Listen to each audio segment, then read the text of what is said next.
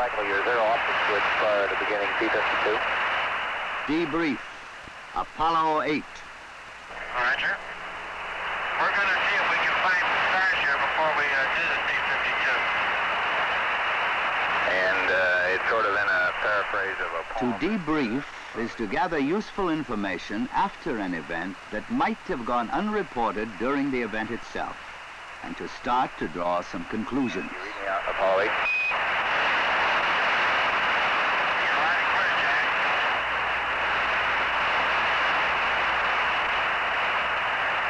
Okay, it was the night before Christmas and way out in space.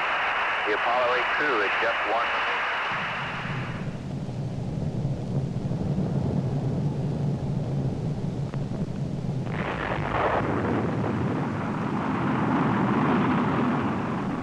A machine may be said to be born when it first performs a useful function. This then is the birth of a machine and the beginning of an achievement.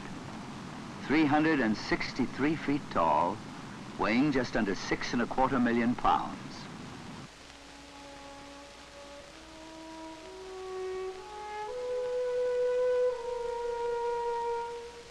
Capable of 180 million horsepower, the first stage engines came from Louisiana. The second stage came from California, as did the third. They were proved out for the mission in Alabama. The vehicle destined to make the moon touchdown on a later Apollo mission comes from New York.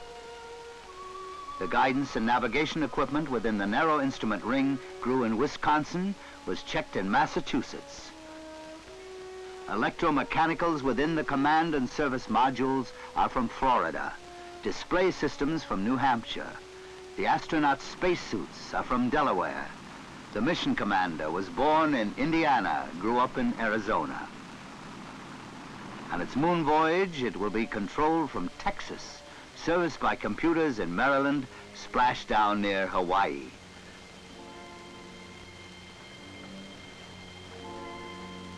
The giant crawler on which it rides was made in Ohio. The genius and sweat of literally the entire nation ride the mission.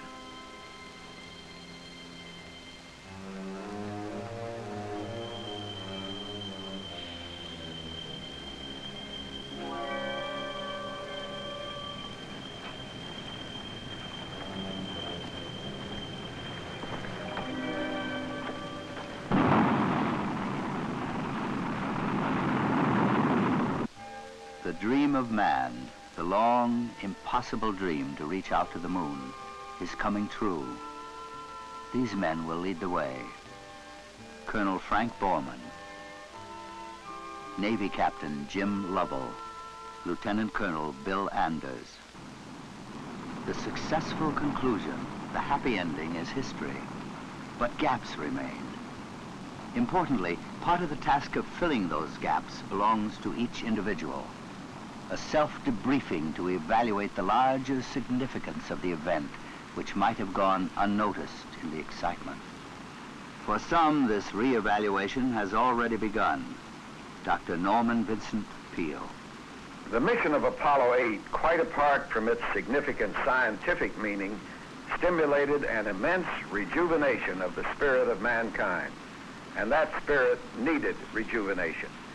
A year featured by 2 grim assassinations, by riots, by racial and social strife, and a baffling attempt to end the war left men with a dull sense of frustration. Then at the end of such a year came the Apollo 8, an incredible adventure, when 3 intrepid spirits circled the moon, fascinating the imagination of man. Their willingness to stake their lives on the enterprise, the infinite perfection of detail which worked precisely, and their deep spiritual understanding of the greater world in which God presides, communicated a new sense of man's greatness and gave the world a fresh sense of meaning. Dr. Norman Vincent Peale. Ptolemy suggested that the Earth might be round. Columbus gave a practical demonstration of the fact. If any lingering doubt remains, now man has seen with his own eyes. I have a beautiful view of the S4B and the Earth here on one. I'll try to get a picture for you. Okay. The S-4B is the third stage rocket engine. Droplets of its vented fuel scatter around it. The speed of the spacecraft, outward bound, brings us face to face with another acceleration, a new fact of life. Historian Arthur Schlesinger, Jr. The salient fact of our age is the fantastic speed up in the velocity of history. It was as recently as 1903 that the Wright brothers soared for a moment over the sand at Kitty Hawk. And today, 65 years later, within the same lifetime of many men, astronauts fly around the moon. And now the velocity of history is carrying us into a new phase in the human adventure. No one knows where this new phase will end, in what triumph or tragedy.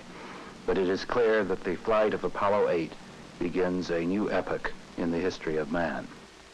Historian Arthur Schlesinger, Jr.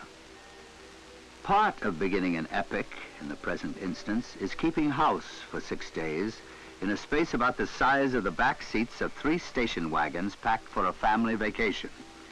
As you watch motion pictures taken on board, you will hear comments relayed to Houston on the same subject. Roger, thank you. Happiness is bacon squares for breakfast. If you don't eat them, I'll bring them back. We'll polish them off here. Okay, Houston, Apollo 8 here. I stand corrected. William had 1 bear disease. He didn't tell me about it. He snuck it. Part of the astronaut's working gear is a helmet holding earphones and microphone in position. It's called a Snoopy hat.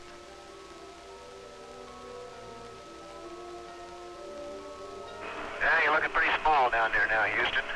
We're carrying a big stick, though. Just barely got clear lake.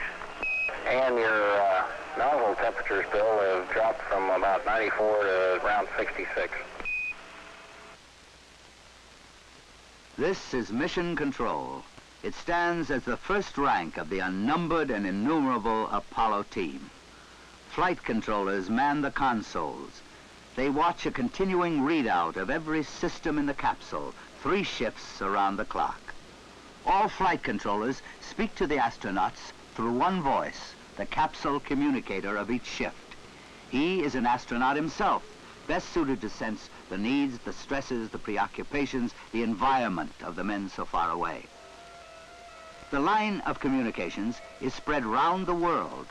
Land bases must be supplemented by ships carrying the special equipment needed to keep the channels open. Aircraft become flying transmitters and receivers.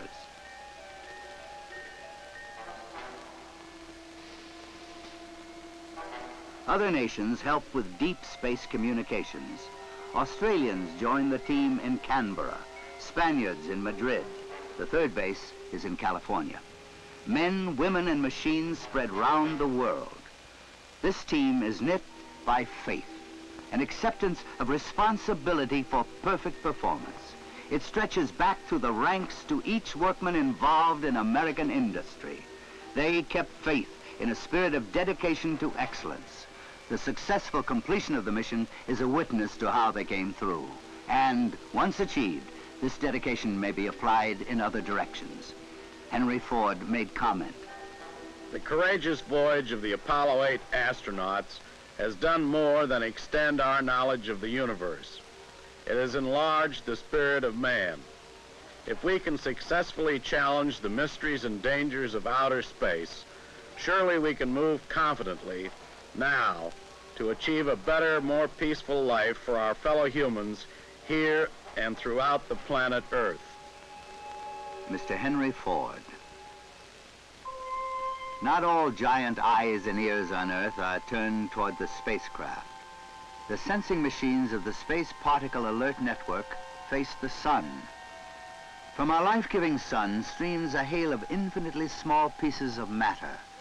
On Earth, we are shielded from them by our cloak of atmosphere and our magnetosphere, the integument of Van Allen belts. The men and women of SPAN monitor sunspot and solar flare activity, looking for clues to an imminent rise in the stream of potentially hazardous space particles. The team grows wider, deeper, stronger.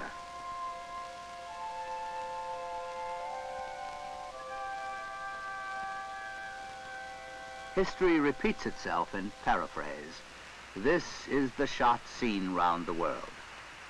This is the first shot of Earth, live on television.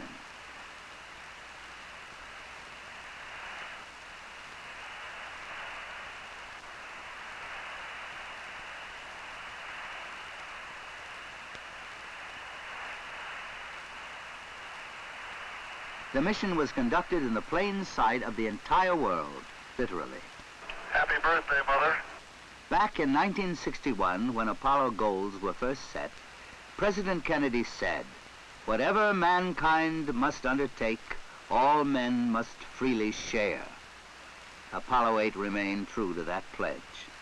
On television, it gave us a new look at the moon and a new look at ourselves. This is Thomas J. Watson, Jr. 10 years ago, it seemed probable that Russia would make this flight before us and would make a moon landing first as well. With the Apollo 8 flight, it becomes obvious that we have moved into the lead.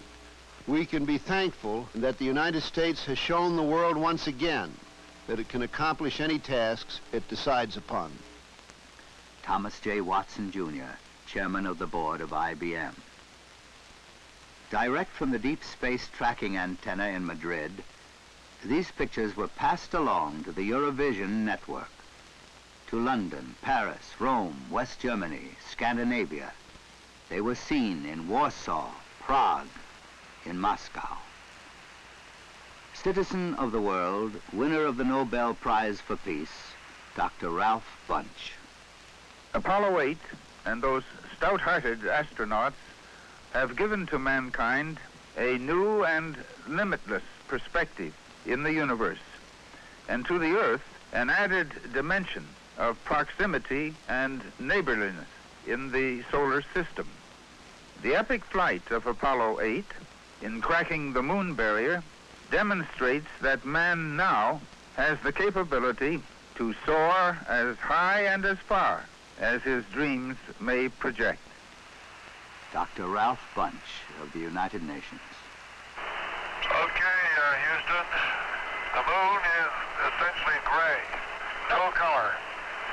Looks like plaster of Paris, or sort of a grayish beach. Christmas Eve. The date of a mission is dictated by launch windows, which open and close in a long cycle. If you miss one, you wait. The December window opened the 21st, closed the 27th. So the date and hour of the Apollo 8 mission was really determined billions of years ago when the celestial clock was first set in motion. It timed out to the Christmas season. Bob Hope reported a Vietnam reaction. All joy, believe me, all joy. The men I spent Christmas with have a lot on their minds, but the Apollo 8 trip turned out to be as important as anything.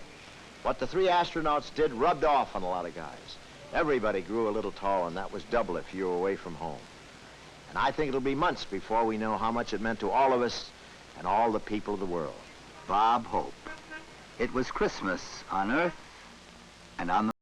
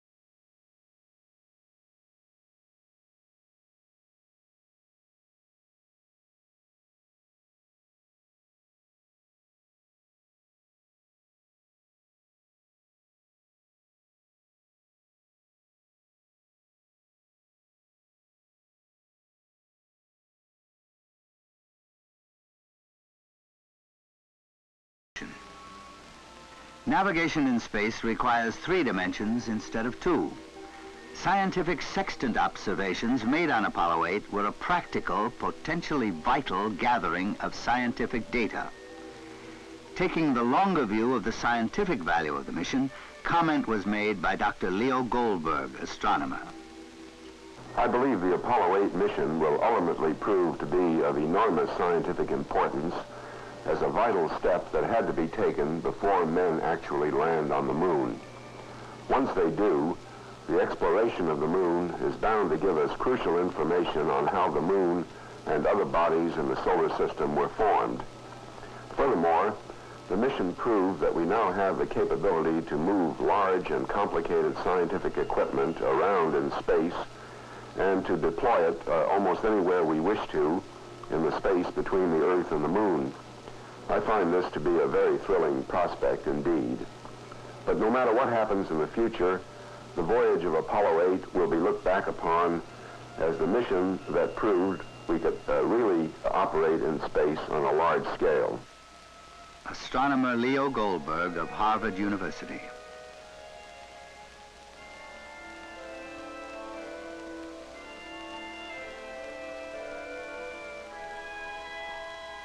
The condition of 0 gravity, when you get accustomed to it, has some very practical applications. The command module on Apollo 8, serial number 103, did not change at Christmas, but there was talk of reindeer and Santa Claus. Right, he was looking for a chimney on 103 here, but he didn't see any. You could have left the hatch unlocked for him. I'll think about that one. Think real hard, Jim. Ecom says he could have slid down the steam duct. Sounds good about that time, Bill. It was boiling water.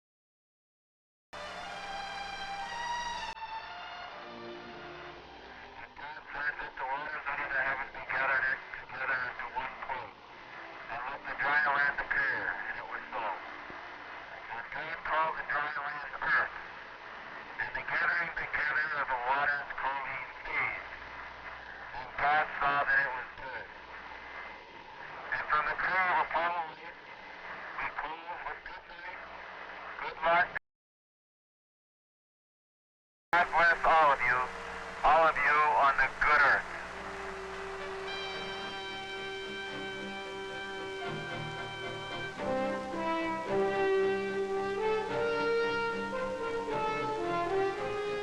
Isaac Asimov is a professor of biochemistry and a prolific writer of science fiction.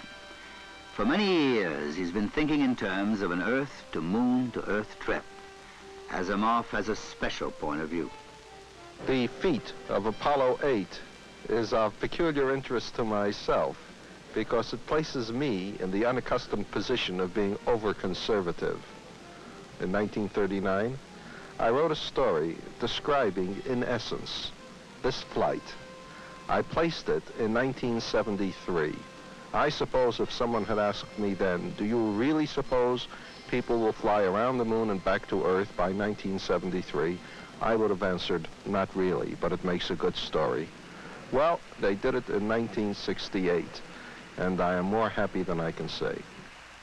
Isaac Asimov stands with one foot in the world of science and one foot in fantasy to take a fictional look at the future, and underestimates.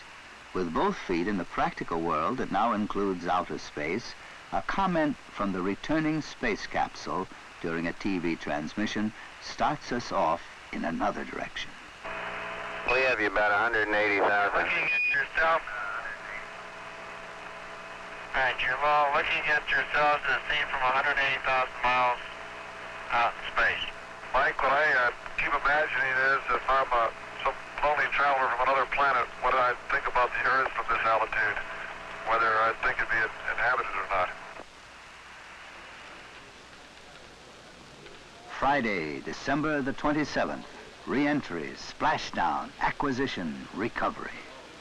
The last 15 minutes of the flight began at a speed of almost 25,000 miles an hour.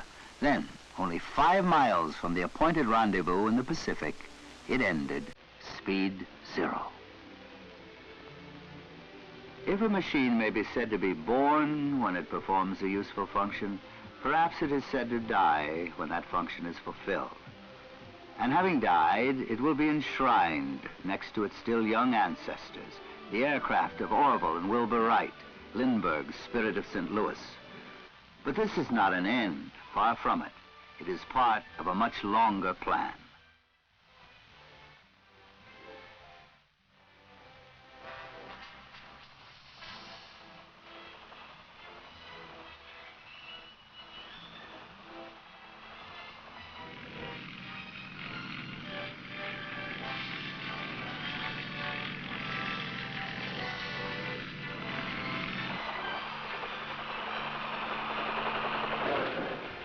It has been estimated that at some time or another during the flight of Apollo 8, over 1 billion people all over the face of the globe were tuned into the spacecraft by television or radio. The experience was most widely shared.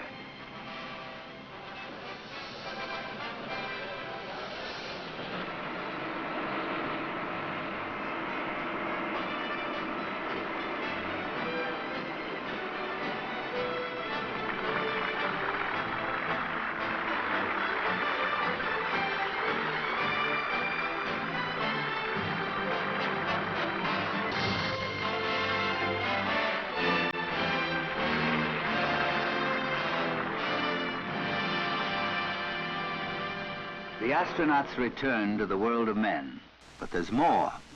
A week to the day after the Apollo 8 splashdown, another Apollo spacecraft had taken up its position on Pad 39 at Cape Kennedy. The countdowns by calendar and clock have begun to bring it to the same moment at which we first saw this Apollo 8 the night before it was born. As launch windows open and close, the next missions move forward. 2 test flights of the lunar landing vehicle, and then the proposed landing on the moon. And plans are in the making now which include flybys of other planets, visits to what Dr. Bunch calls neighbors. Eric Hoffer is a writer, until recently a working longshoreman, whose deep insights into the nature of man have stirred the thinking of many. Let me quote Eric Hoffer's words. "I always felt that man is a stranger on this planet. A total stranger. I always played with the fancy that maybe a contagion from outer space was the seed of man. Hence our preoccupation with heaven, with the sky, with the stars, with a God who is somewhere out there in outer space. It's a kind of homing impulse. We are drawn to where we came from. And I'm just tickled to death that this thing is being done by squares, you know, by average Americans, not by these pretentious intellectuals, because this is the great genius of the average Americans, they take something momentous and make an unmomentous thing out of it. And by the time they are through with it, traveling into space and to the distant stars will become routine. This is why America is an ambiguity in the world, because we make it so that there are no exceptional persons required to do anything.